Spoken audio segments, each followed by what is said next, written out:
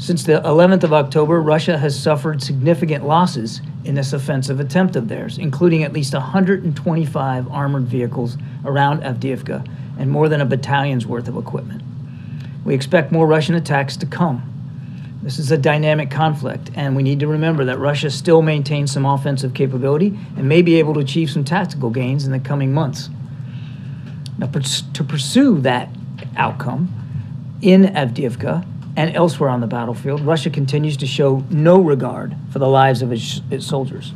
We believe they have suffered thousands of casualties in their effort to conduct this offensive, some of them on the orders of their own leaders. We have information that the Russian military has been actually executing soldiers who refuse to follow orders. We also have information that Russian commanders are threatening to execute entire units if they seek to retreat from Ukrainian artillery fire.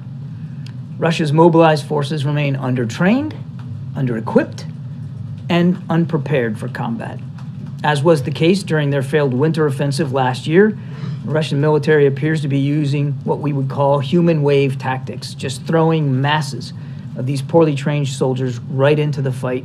No proper equipment, no leadership, no resourcing, no support. It is unsurprising that Russian forces are suffering from poor morale, given all these conditions. Can you elaborate a little bit on the execution of Russian soldiers? How long has it been going on? Do you have any idea how many people, and why? I mean, it seems kind of, I don't know, they're getting rid of their own soldiers, you know? I'm not qualified to answer that last question. I mean, it's reprehensible to think about that you would execute your own soldiers because they didn't want to follow orders, and now threatening to execute entire units. I mean, it's barbaric.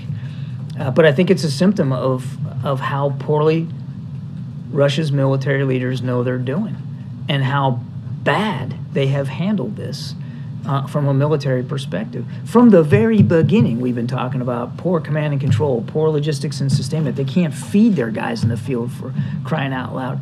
And now again, they're willing to shoot them for not following orders. It also speaks to the desperation in the manpower crunch. You know, I got asked this question a day or so ago, but Russia obviously, bless you, Russia obviously has a bigger military than Ukraine, and they have access to more manpower to man it.